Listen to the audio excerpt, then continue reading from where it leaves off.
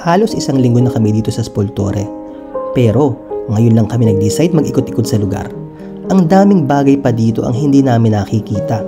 This is one of the things I miss. Yung kaming dalawa ni Mark exploring a new place. Hilig namin dalawa ang maglakad-lakad or mamasyal. Kaya sigurado ako na mag-e-enjoy talaga kami this time. Lalo na hindi masyadong mainit ang klima ngayon. Hindi masyadong tirik ang araw.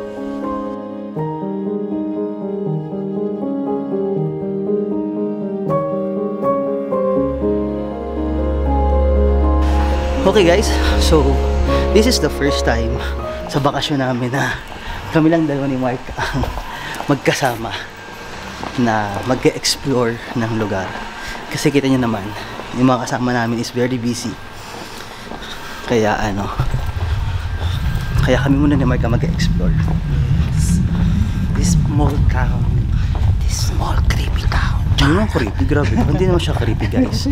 Actually, it reminds me of St. Paul de Vence. Kung hindi niyo pa napapanood yung St. Paul de Vence na aming punta tayo sa church muna pala. Hindi pa tayo nakapunta sa church guys. Let's visit the church dito muna kasi hindi pa kami nakakapag-church talaga ever since. Let's go. Ano nga sinasabi ako kanina eh? Yung St. Paul de Vence. Yun, if you haven't seen our St. Paul de Vence na vlog, you can check it out here. Lalagyan natin dito. Ang ganda-ganda ng lugar na yun, promise. And galing kami doon 2 years ago sa France. Kaya itong place na to talaga, more or less, parang ganon. Promise. Di ba? Dahil kasi parang puro cultural. Tapos may mga arts. Tapos event nila this week is puro ganun. Photographic, scenic. Look at naman, this is Italy, no? Kitang-kita nyo naman how Italy is. So this is the church, I think. Ayan nga. Pasok tayo. Look at the church. Very small but tall church.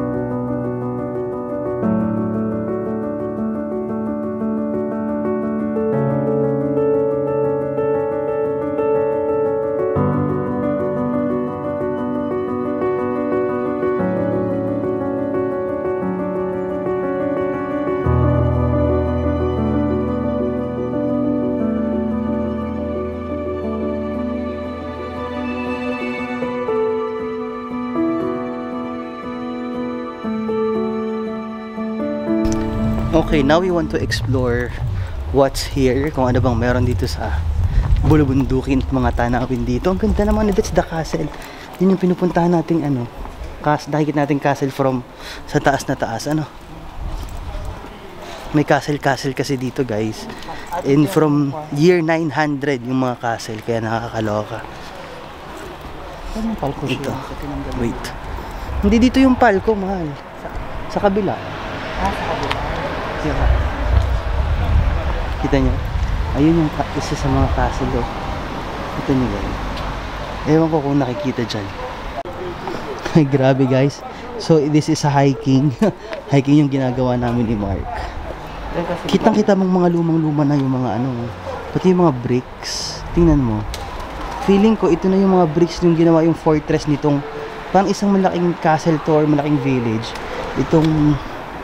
Itong bricks niya, kakaiba. Yung talagang yung parang lumang bricks na.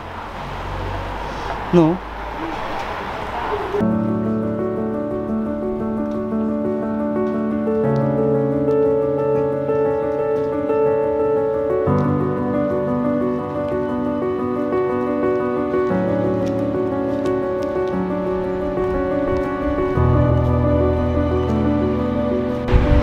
Okay guys, so I think andito na tayo sa yung pinaka-downtown ng bayan ng Spoltore. Paano ba binibigkas yun? Spoltore o Spoltore? Hindi, 100 storico yung doon sa taas. Ito ang pinaka-downtown. Ito yung kasi andito yung mga parlor. Andito yung ilang mga restaurants, ilang mga kainan. So ito yun. Andito yung mga pharmacy. Kaya parang ito yung place ng parang pinaka-downtown nila. Yan, pwede tayo kumain dito o saan. Idadala mo dyan Si Ral? Oo. Oh?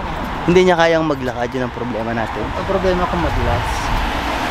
Hindi naman siguro madulas. May mga bar pasticceria. Kaso mostly nakasarado din kasi nga bakasyon. Guys, actually dito sa Spoltore, itong week na to talaga ay fiesta. Fiesta in a sense na may tinatawag silang ito, Spoltore Ensemble from 16 to 21 ng August. So, saktong-sakto andito tayo at ngayong gabi merong pa, di ba may mga events nga na hindi kami mga pinuntahan, pero ngayong gabi parang pupunta kami kasi andito si Morgan, yung singer. Tapos Giovanotti nandun sa Pescara mismo. Hindi na kami pupunta ng Pescara pa kasi ang hirap ng parking dito. Kaya dito na lang muna kami. And medyo tanta na tayo ng konti kasi nga naligo tayo sa dagat pero hindi ko na vlog.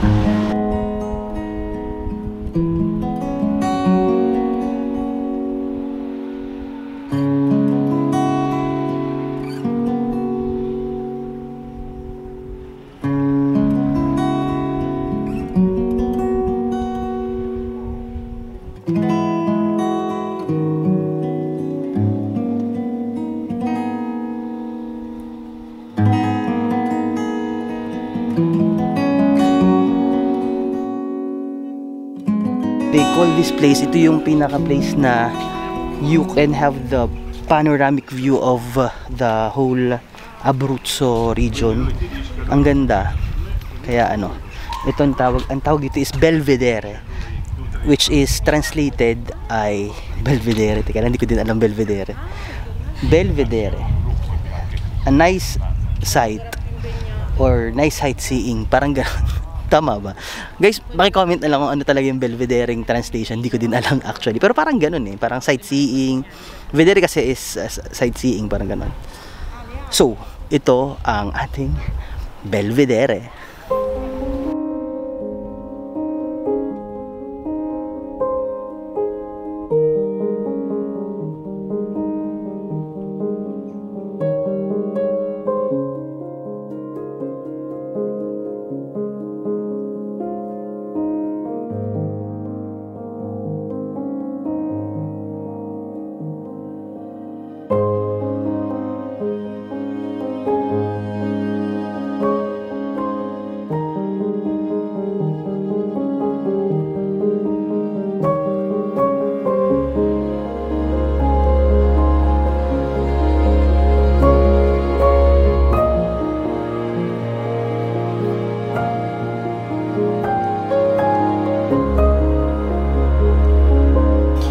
So, dito na tayo dadaan. Sigurado ka? Alam mo, nung tuman ako dito ng isang araw, sumakit talaga yung mga binti ko. Kasi pag ganun talaga siya Dahil siguro matanda ka na. Uy, grabe ka naman. Ang ganda ng view, pero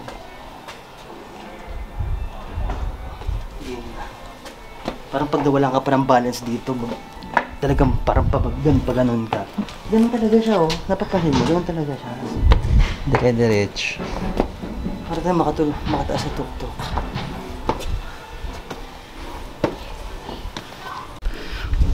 Grabe guys, this is a fortress. So, nung gabi, hindi ko siya masyadong kita ng bongga. Pero, sa sobrang luma niya na, may mga net na para hindi siya kita mo, may net na siya kasi feeling ko, syempre, sa time nga, sa sobrang tagal na, syempre, medyo nasisira-sira siguro siya sa mga ulan, ganyan. Di ba dito lumindol, Abruzzo? So malapit na tayo sa tuktok ng bundok. Hingal na ako. Para na akong nagdo-documentary na si Sino nga may documentary pinapanood lagi natin? Si Cara David. Ay. Wow. Ang ganda talaga ng view, guys. Ano yung sinasabi mo, man? Inakyat mo. Kailan? Isang araw, pumasok tayo, hindi tayo makakatawa. Ito, pababa to. Sa atin, sa bahay din natin to. Diyan tayo bumaba mamaya. Look at that. Wow. Okay guys, so finally, this is the last 3 steps para makapunta sa sobrang tuktok ng Spoltore. This is the final 3 steps.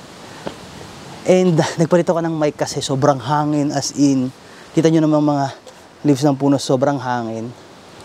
Naapektuhan yung sound natin. Sana this time, medyo okay yung mic.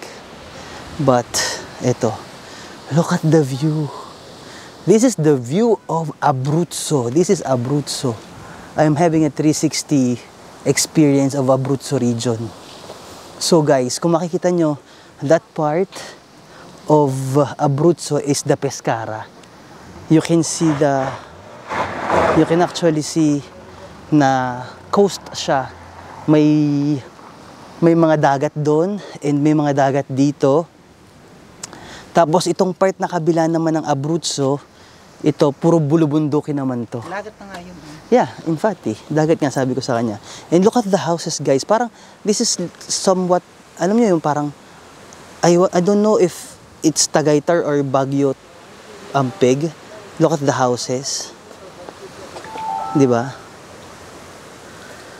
And ito yung village from the top. Ito, kasi, nasa tuktok na tuktok tayo. So, ito yung view, ito yung pinuntahan nating cathedral kanina, yung church na pinuntahan natin. This is the church. So guys, that's it for now. Halika nga dito, hindi ka kita sa camera. Guys, that's it for now. And alas 7 na kasi, magdi-dinner pa kami. Hindi pa natin actually alam kung saan tayo magdi-dinner. Saan ba tayo magdi-dinner? Ang lakas ng hangin, ha? Anong gusto mo kainin? Pizza. Gusto mo mag-pizza? Parang gusto ko rin mag-pizza. Pizza na lang tayo tonight. Yes. See you next time, guys. Ciao!